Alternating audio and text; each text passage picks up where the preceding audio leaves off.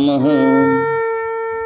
माता दुर्गा सप्तशती चतुर्थ अध्याय। इंद्रादि देवताओं द्वारा देवी की स्तुति। ओम ऐं ह्रीं क्लीं चामुंडे विचे। जय माता दी। हर हर महादेव, हर हर महादेव। शुरू करते हैं कथा। महर्षि मेधा बोले, देवी ने जब पराक्रमी दुरात्मा महिषासुर को मार गिराया और असुरों की सेना को मार दिया, तब इंद्रादि समस्त देवता अपने सिर तथा शरीर को झुकाकर भगवती की स्तुति करने लगे। जिस देवी ने अपनी शक्ति से यह जगत व्याप्त किया है और जो संपूर्ण देवता तथा महर्षियों की पूजनीय है, उस अंबिका को हम भक्तिपूर्वक नमन करते हैं। वह हम सब का कल्याण करे। जिस अतुल प्रभाव और बल का वर्णन भगवान विष्णु, भगवान शंकर और भगवान ब्रह्मा जी भी नहीं कर सके, वही चंडिका देवी इस संपूर्ण जगत का पालन करे और अशुभ भय का नाश करे। पुण्यात्माओं के घरों में तुम स्वयं लक्ष्मी रूप हो और पापियों के घरों में तुम अलक्ष्मी रूप हो, और सतकुल में उत्पन्न होने वालों के लिए तुम लज्जा रूप होकर उनके घरों में निवास करती हो। हम दुर्गा भगवती को नमन करते हैं। हे देवी, इस विश्व का पालन करो। हे देवी, हम तुम्हारे अचिंत्य रूप का किस प्रकार वर्णन करें। असुरों के नाश करने वाले भारी पराक्रम तथा समस्त देवताओं और दैत्यों के विषय में जो तुम्हारे पवित्र चरित्र हैं, उनको हम किस प्रकार वर्णन करें। हे देवी, त्रिगुणात्मिकता होने पर भी तुम संपूर्ण जगत की उत्पत्ति का कारण हो। हे देवी, भगवान विष्णु, शंकर आदि किसी भी देवता ने तुम्हारा पार नहीं पाया और न ही कभी पा सकेगा।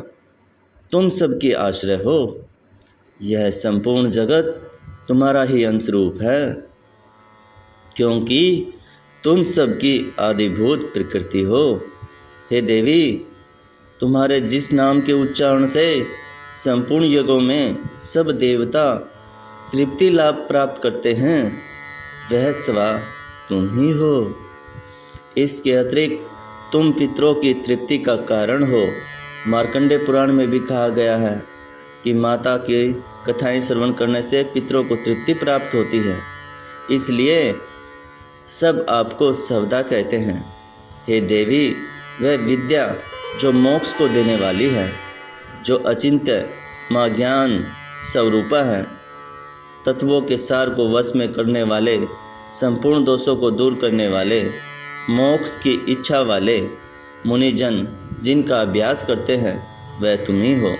तुम वाणी रूप हो और दोष रहित ऋग तथा यजुर्वेदों की एवं उद्गीत और सुंदर पदों के पाठ वाले सामवेद की आश्रय रूप हो। तुम भगवती हो और तुम संपूर्ण संसार की पीड़ा हरने वाली हो। हे देवी, जिससे सारे शास्त्रों को जाना जाता है, वह मेधा शक्ति तुम ही हो।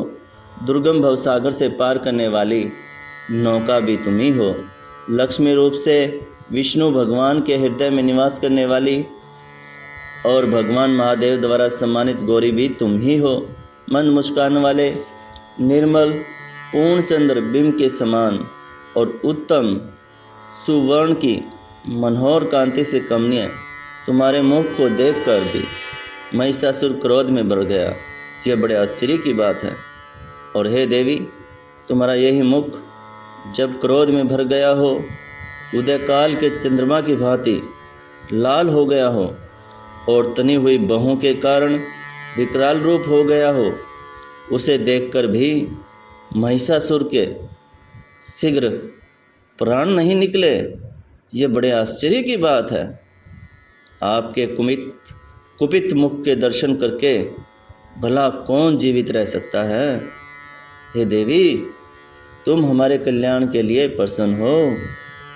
आपके प्रसन्न होने से इस जगत का अभ्युदय होता है, और जब आप क्रोध हो जाती हैं तो कितने ही कुलों का सर्वनाश हो जाता है। यह हमने अभी अभी जाना है कि जब तुमने महिषासुर की बहुत बड़ी सेना को देखते ही देखते मार दिया। हे देवी, सदा अभ्युदय देने वाली, तुम जिस पर भी प्रसन्न हो जाती हो वही देश में सम्मानित होते हैं। उनके धन यश की वृद्धि होती है, उनका धर्म कभी स्थिर नहीं होता है, और उनके यहाँ अधिक पुत्र पुत्रियाँ और नौकर होते हैं।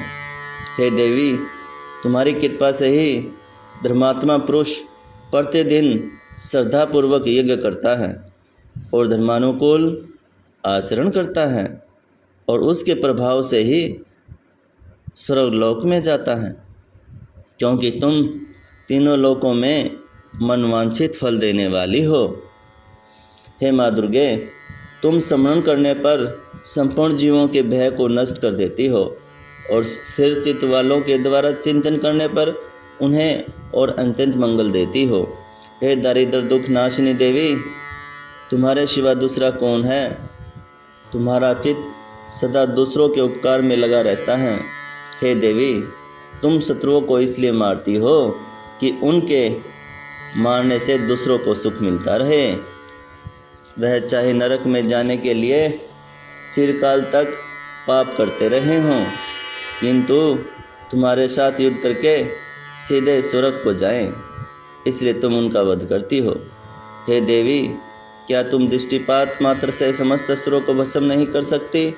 अवश्य ही कर सकती हो, किंतु तुम्हारा शत्रुओं को शस्त्रों के द्वारा मारना इसलिए है कि शस्त्रों के द्वारा मरकर वे स्वर्ग को जाएं। इस तरह से हे देवी, उन शत्रुओं के प्रति भी तुम्हारा विचार उत्तम है।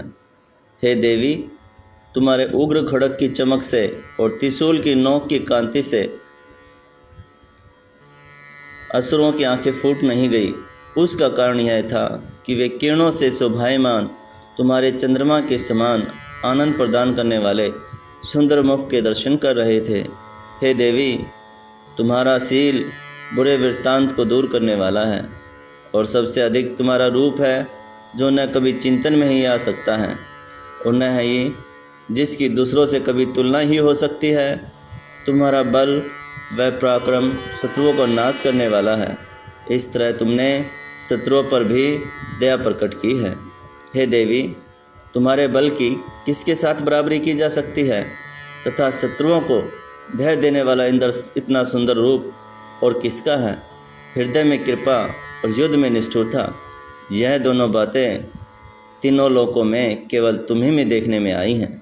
हे माता, युद्ध भूमि में शत्रुओं को मारकर तुमने उन्हें स्वर्गलोक में पहुंचाया है।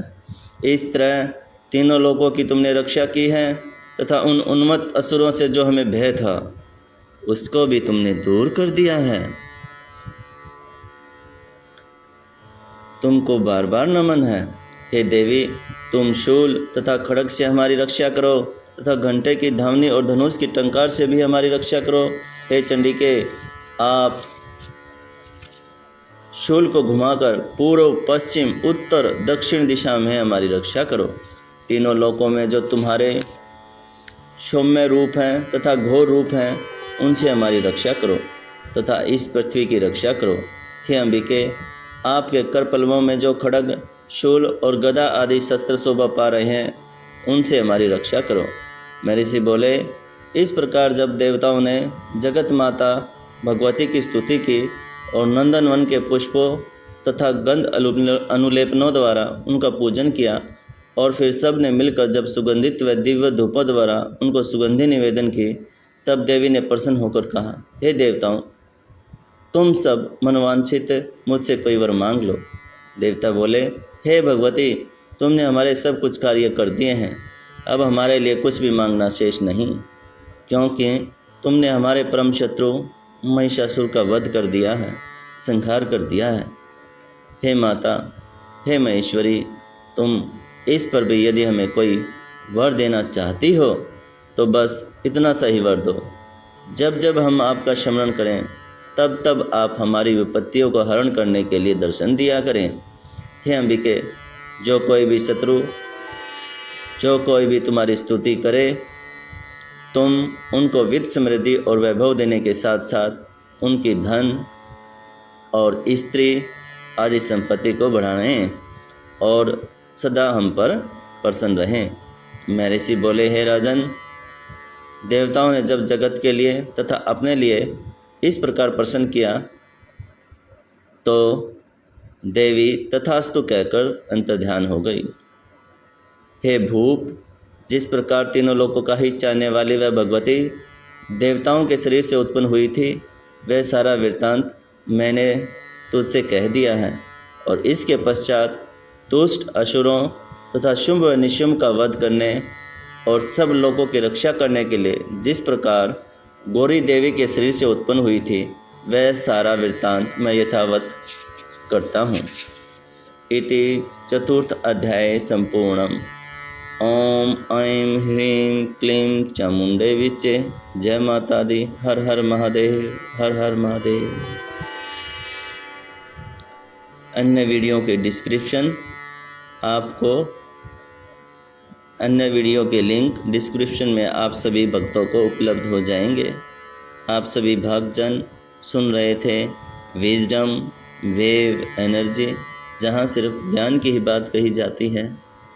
अगर आप सभी भक्तों को यह वीडियो पसंद आई हो तो इसे लाइक करें, शेयर करें और चैनल को सब्सक्राइब कर लें।